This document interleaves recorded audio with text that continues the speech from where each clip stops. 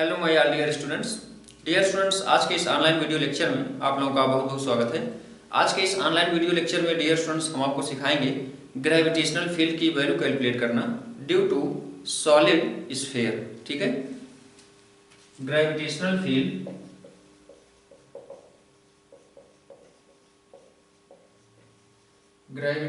Field due to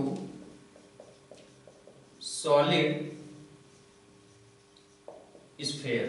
ठीक है, इसके लिए डियर स्टूडेंट्स यहाँ पर हम एक सपोज कर लेते हैं, ये हमारे पास कोई एक सॉलिड स्फीयर। ठीक है, इसका सेंटर हम ओ सपोज कर लेते हैं।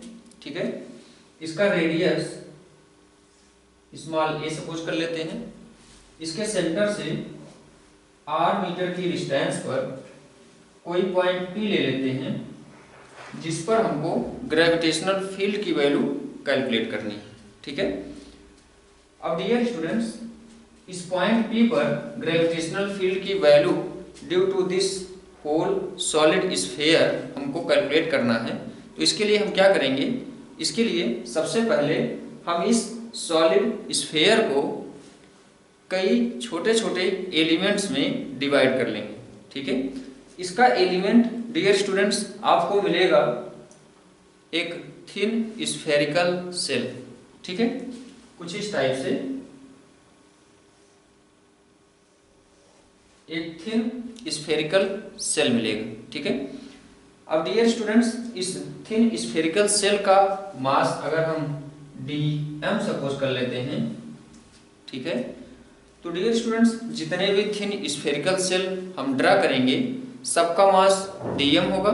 ठीक है, और इन सभी थिन स्फेरिकल सेल को हम सपोज कर सकते हैं कि ये एट पॉइंट O पर इनका होल मास कंसंट्रेटेड है, या ऐसा सपोज कर सकते हैं कि यहाँ पर पॉइंट O पर एक पॉइंट मास रखा हुआ हो, जैसे कि कोई point mass at point O पर रखा हुआ। ठीक है, तो डियर स्टूडेंट्स यहाँ पर हमको ग्रेविटेशनल फील्ड की वैल्यू ड्यू टू पॉइंट मास हम कैलकुलेट कर चुके हैं, जो कि मिली थी E is equal to Gm/r²।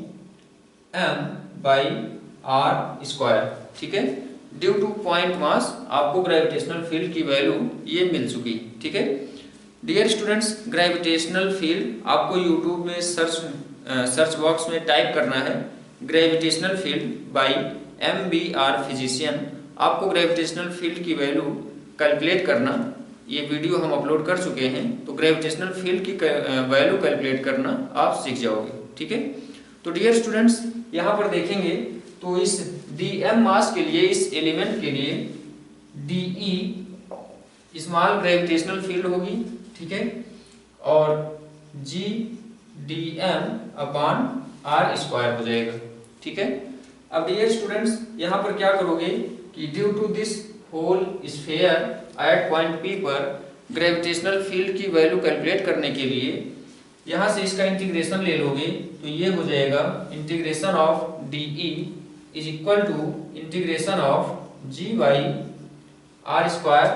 dm। ठीक है, अब dm यहाँ पर डियर स्टूडेंट्स आपको many large number of thin spherical shell मिलेंगे, और सभी थिन स्फेरिकल सेल को आप ऐड करते जाओगे, जोड़ते जाओगे, तो आपको ये कंप्लीट स्फीयर मिल जाएगा, सॉलिड स्फीयर। ठीक है, ये कंप्लीट सॉलिड स्फीयर मिल जाएगा, जिसके कारण आपको पॉइंट P पर ग्रेविटेशनल फील्ड की वैल्यू कैलकुलेट करनी है। तो डियर स्टूडेंट्स ग्रेविटेशनल फील्ड की वैल्यू एट पॉइंट P पर यहाँ से हमको क्या मिल जाएगी, Gm/r² इज इक्वल टू। ठीक है, और इसका डायरेक्शन क्या होगा, जैसा कि हम आपको बता चुके हैं, ग्रेविटेशनल फील्ड जो होता है एक वेक्टर क्वांटिटी होता है। तो ग्रेविटेशनल फील्ड की value dear students gravitational force के डायरेक्शन में होता है। तो ग्रेविटेशनल फोर्स का डायरेक्शन यहाँ पर क्या होगा, ग्रेविटेशनल फोर्स का डायरेक्शन यहाँ पर फ्रॉम P टू O होगा। तो यहाँ पर ये जो ग्रेविटेशनल फील्ड की वैल्यू मिल रही है आपको E, या किसके अलोंग होगी, अलोंग PO होगी। ठीक है, अलोंग PO। ठीक है, तो डियर स्टूडेंट्स ये हम ग्रेविटेशनल फील्ड की वैल्यू कैलकुलेट किए हैं due to solid sphere at any point P, या कह सकते हो एट आउटर पॉइंट P पर। ठीक है, यहाँ पर डियर स्टूडेंट्स ध्यान से देखें तो जैसे जैसे हम आपको बता चुके हैं कि ग्रेविटेशनल फील्ड की वैल्यू हम कैलकुलेट किए थे due to point mass, due to one point mass, वैसे ही यहाँ पर ग्रेविटेशनल फील्ड की वैल्यू हमारी आ गई E is equal to Gm/r² due to this whole solid sphere. ठीक है, यहाँ पर हम ऐसा कह सकते हैं कि इसका जो होल मास है इसके सेंटर O पर कंसंट्रेटेड होगा और लॉन्ग डिस्टेंस से इसको as a point mass consider कर सकते हो। तो डियर स्टूडेंट्स क्योंकि यहाँ पर हम देख रहे हैं कि ग्रेविटेशनल फील्ड की value due to point mass और due to solid sphere at point P पर सेम मिल रही है। ठीक है, अब आइए डियर स्टूडेंट्स हम आपको सिखाते हैं कि आपको ग्रेविटेशनल फील्ड की value due to this solid sphere calculate करनी हो inside at any point P पर, और वह पॉइंट P इसके इनसाइड प्रेजेंट हो। ठीक है, तो आइए डियर स्टूडेंट्स यहाँ पर हम देखते हैं नेक्स्ट केस सेकेंड में देखेंगे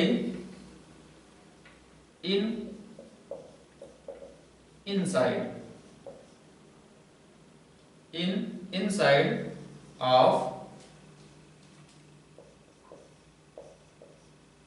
sphere eight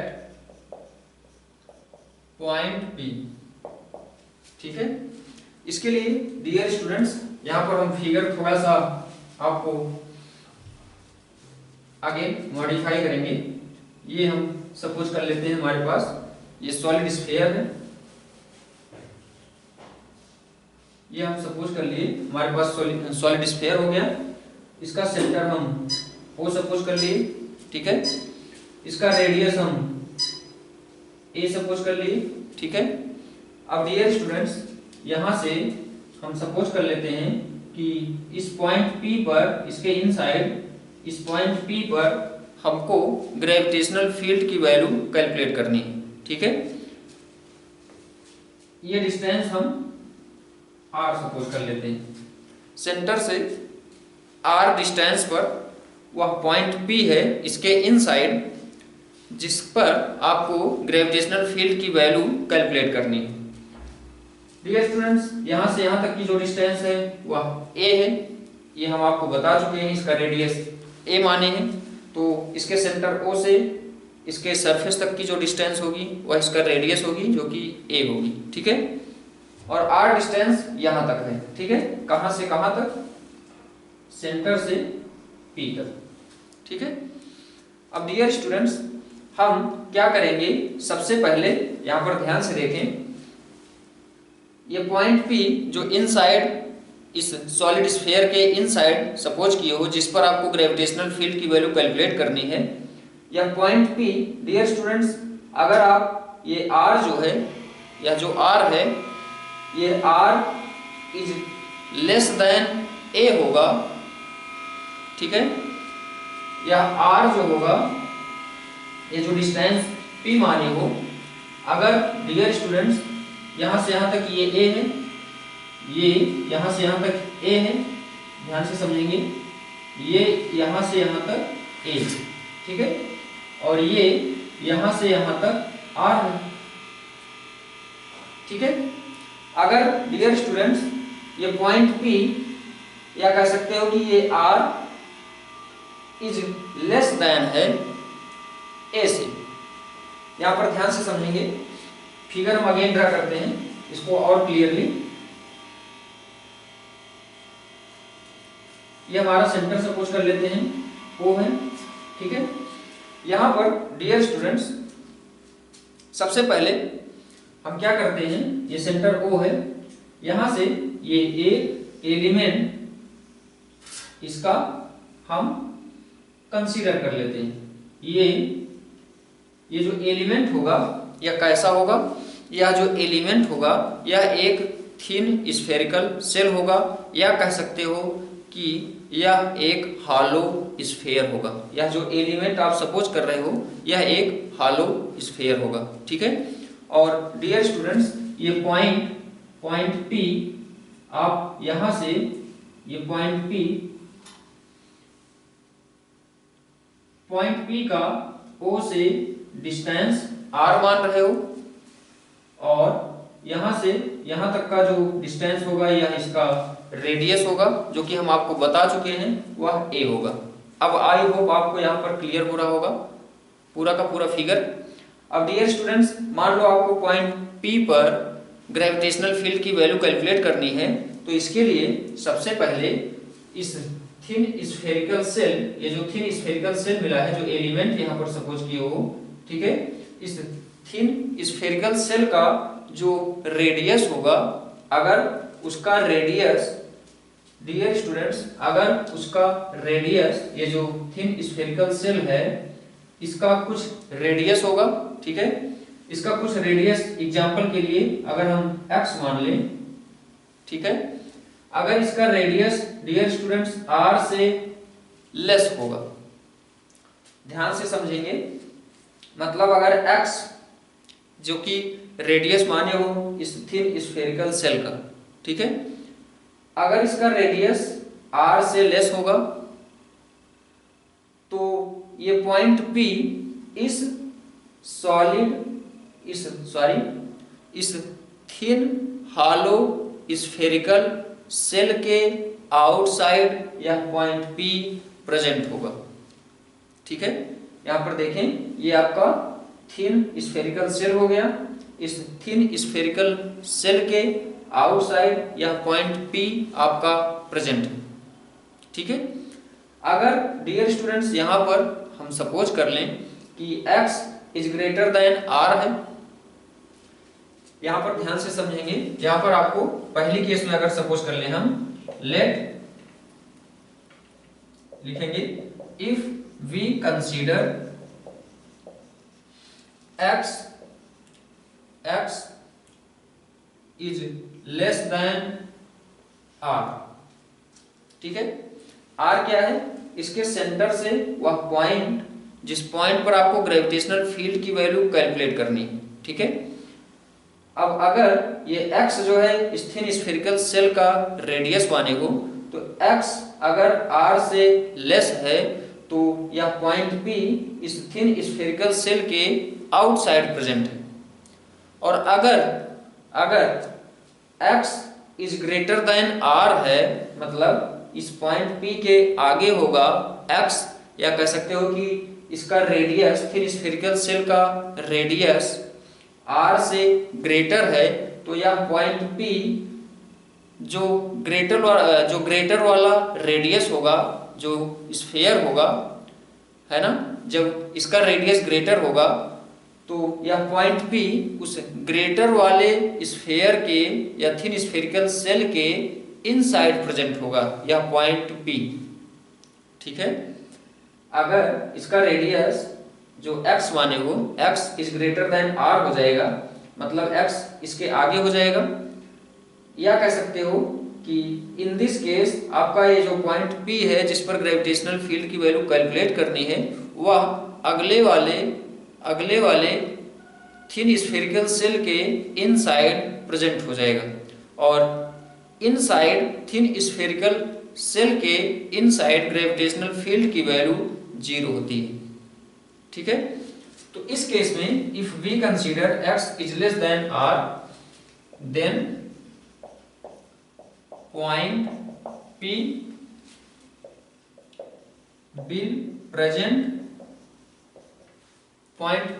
will present at outside of thin spherical cell, ठीक है। But if we consider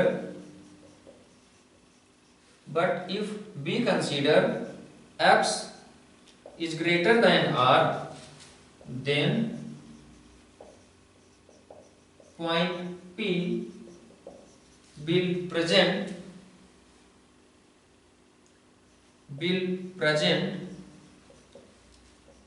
in inside of thin spherical cell। ठीक है। अब डियर स्टूडेंट्स, हम जानते हैं कि इनसाइड थिन स्फेरिकल सेल के ग्रेविटेशनल फील्ड की वैल्यू 0 होती है। मतलब यहां पर हम कह सकते हैं कि in this case hence the gravitational field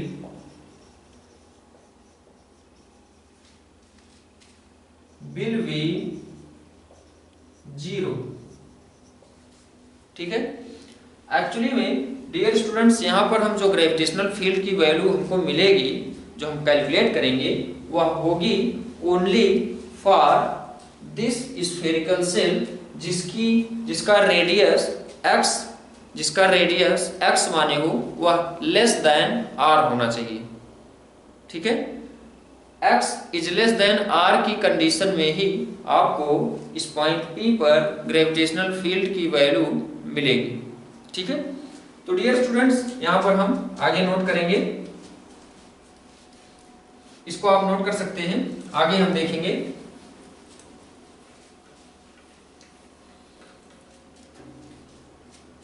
हमको कॉन्सिक्वेंटली क्या मिला।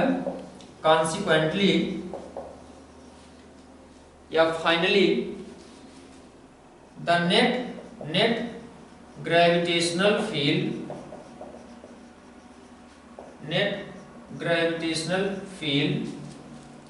Eight P due to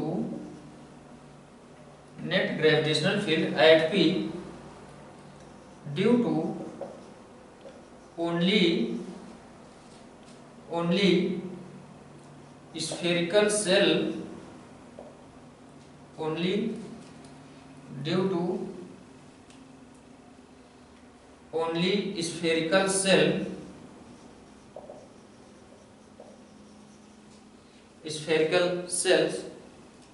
the radius of which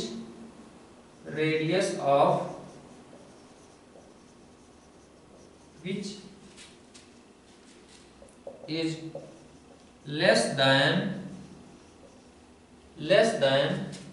r। ठीक है। केवल उन्हीं थिन स्फेरिकल सेल के कारण आपको पॉइंट P पर ग्रेविटेशनल फील्ड की वैल्यू मिलेगी जिनके रेडियस जो होंगे x is less than r होगा। ठीक है। तो मतलब डियर स्टूडेंट्स, यहाँ पर हम ग्रेविटेशनल फील्ड की वैल्यू पॉइंट P पर कैलकुलेट करने के लिए क्या करेंगे कि इस पॉइंट P के पहले x is less than r की कंडीशन में जितने थिन स्फेरिकल सेल आएंगे, हम उन सभी के करस्पॉन्डिंग ग्रेविटेशनल फील्ड की वैल्यू कैलकुलेट कर लेंगे और ग्रेविटेशनल फील्ड की वैल्यू का सम कर लेंगे। ठीक है। क्योंकि इन सभी का डायरेक्शन जो होगा वह PO के अलोंग ही होगा या from P to O direction में ही होगा। ठीक है। और ग्रेविटेशनल फील्ड आपका एक वेक्टर क्वांटिटी होता है। ठीक है। तो डियर स्टूडेंट्स, यहाँ पर क्योंकि ये सॉलिड स्फीयर है तो इसका जो मास होगा वह इसके होल वॉल्यूम में यूनिफॉर्मली डिस्ट्रीब्यूटेड होगा। तो इसके लिए हम क्या करेंगे, इसका मास पर यूनिट वॉल्यूम कैलकुलेट कर लेंगे। उसके बाद इस थिन स्फेरिकल सेल का वॉल्यूम कैलकुलेट करेंगे, फिर इसका मास कैलकुलेट करेंगे। ठीक है। आइए डियर स्टूडेंट्स, यहां से हम देखेंगे इसकी वैल्यू क्या होती है। तो सबसे पहले हम क्या करेंगे, पॉइंट P पर ग्रेविटेशनल फील्ड की वैल्यू कैलकुलेट करने के लिए सबसे पहले हम इसका वॉल्यूम निकाल लेते हैं। ठीक है। या यहाँ पर ध्यान से देखोगे तो DE इज इक्वल टू आपको मिलेगा GdM अपॉन r²। ठीक है। तो dm क्या है, dm है मास ऑफ दिस एलिमेंट। ठीक है। और इस एलिमेंट का मास dm की वैल्यू हमको कैलकुलेट करनी होगी। ठीक है। तो डियर स्टूडेंट्स, अगर हमको due to this solid whole solid sphere, हमको पॉइंट P पर, यहाँ पर whole solid sphere dear students कौन सा लोगे, जिसका रेडियस x r से लेस होगा। केवल उन्हीं सॉलिड स्फीयर के कारण यहाँ पर आपको ग्रेविटेशनल फील्ड की वैल्यू पॉइंट P पर मिलने वाली है। आइए यहाँ पर हम देखेंगे, इसका इंटीग्रेशन करेंगे।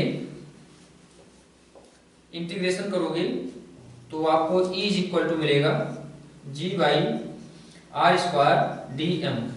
dm की वैल्यू हमको कैलकुलेट करनी है, तो dm की वैल्यू कैलकुलेट करने के लिए सबसे पहले मास पर यूनिट वॉल्यूम कैलकुलेट करेंगे। मास पर यूनिट वॉल्यूम ये हो जाएगा m/4/3 पाई a³। ठीक है, इसका रेडियस हम a माने हैं। Volume of thin spherical cell, volume of thin spherical cell क्या हो जाएगा, स्फेरिकल सेल का वॉल्यूम यहां पर नोट कर देते हैं 4/3 पाई r³ हो जाएगा। ठीक है, ये जो r है, ठीक है, ये जो r है dear students x is less than r की कंडीशन ले रहे हैं। ठीक है, तो यहां पर ये हो जाएगा 4/3 पाई r³। ठीक है, हम r³ यहां पर ध्यान से समझेंगे, यहां से यहां तक का वॉल्यूम, सेंटर O से P तक का वॉल्यूम हम कवर कर रहे हैं। ठीक है, तो डियर स्टूडेंट्स यहां पर हो जाएगा 4/3 पाई r³। अब यहां से इस वॉल्यूम का मास हम कैलकुलेट करेंगे, तो mass of thin spherical cell, mass of thin spherical cell यहां हो जाएगा। यूनिट वॉल्यूम का मास हम कैलकुलेट किए हैं, इतना आया है। इतने वॉल्यूम का मास कितना हो जाएगा, तो इससे इसमें मल्टीप्लाई कर देंगे, तो m/4/3 पाई a³ इंटू 4/3 पाई r³। 4/3 पाई से 4/3 पाई कैंसिल हो जाएगा, यहां से आपको वैल्यू मिलेगी m/r³/a³। ठीक है, अब डियर स्टूडेंट्स ये जो वैल्यू मिली है इसको हम सपोज किए हैं dm, यहां पर इसको हम सपोज किए हैं dm की वैल्यू यहां पर हम इसकी वैल्यू प्लेस कर देते हैं, तो हमको E की वैल्यू मिल जाएगी E is equal to G/r² integration of dm, तो इसकी वैल्यू मिल जाएगी आपको m/r³/a³। ठीक है, अब यहां से ये हमको वैल्यू मिल गई E is equal to Gm/a³ into r। ठीक है, यहां से हम देख रहे हैं डियर स्टूडेंट्स जो ग्रेविटेशनल फील्ड E की वैल्यू है यह r के डायरेक्टली प्रोपोर्शनल है। ठीक है, सबसे पहले यहां पर आगे हम केसेस डिस्कस करते हैं। एट सेंटर पर r 0 होगा, आपका r 0 होगा, तो E की वैल्यू क्या हो जाएगी, 0 हो जाएगी। ठीक है, इसके सेंटर पर ग्रेविटेशनल फील्ड की वैल्यू 0 होगी। इसके बाद डियर स्टूडेंट्स जैसे जैसे आप r बढ़ाओगे ग्रेविटेशनल फील्ड की वैल्यू E उसी रेशियो में बढ़ेगी, मतलब E is directly proportional to r। ठीक है, आगे अब डियर स्टूडेंट्स अगर इसके सरफेस पर आपको वैल्यू कैलकुलेट करनी हो, एट सरफेस देखेंगे, एट सरफेस तो r इज इक्वल टू क्या हो जाएगा, a हो जाएगा। तो r is equal to a यहां प्लेस कर दोगे तो E इज इक्वल टू आपको क्या मिलेगा, Gm/a²। ठीक है, इसके सरफेस पर ग्रेविटेशनल फील्ड की वैल्यू कितनी मिली, Gm/a²। इसका अगर हम डियर स्टूडेंट्स ग्राफ ड्रा करें, इसका अगर हम ग्राफ ड्रा करते हैं तो हमको कुछ इस टाइप से इसकी वैल्यू मिलती है। ठीक है, यहां से यहां तक देखें तो r के साथ ये डायरेक्टली प्रोपोर्शनल है, e जो है r के डायरेक्टली प्रोपोर्शनल है, तो यहां से e और r, ये आपका r है। ठीक है, और यहां पर a होगा, r is equal to a होगा सरफेस पर। इसके बाद ग्रेविटेशनल फील्ड की वैल्यू डिक्रीज होने लगेगी। ठीक है, और सरफेस पर आपको वैल्यू कितनी मिली है, gm/a²। ठीक है डियर स्टूडेंट्स, सेंटर पर 0 होगा ग्रेविटेशनल फील्ड, उसके बाद कंटिन्यू बढ़ता रहेगा। कहां तक बढ़ेगा, सरफेस तक बढ़ेगा, उसके बाद डिक्रीज होने लगेगा। तो आई होप यहाँ पर आपको क्लियर हो गया होगा कि ग्रेविटेशनल फील्ड की वैल्यू यहाँ पर हम कैसे कैलकुलेट किए हैं और हम कैसे कैलकुलेट करेंगे। ठीक है, और यहाँ पर due to solid sphere gravitational field की वैल्यू कैलकुलेट करना, आई होप यहाँ पर आपको क्लियर हो गया होगा। ठीक है डियर स्टूडेंट्स, अब हम अपकमिंग लेक्चर्स में आपके कुछ न्यूमेरिकल सॉल्व करेंगे और आज के इस लेक्चर को यहीं पर स्टॉप करेंगे। Thank you very much.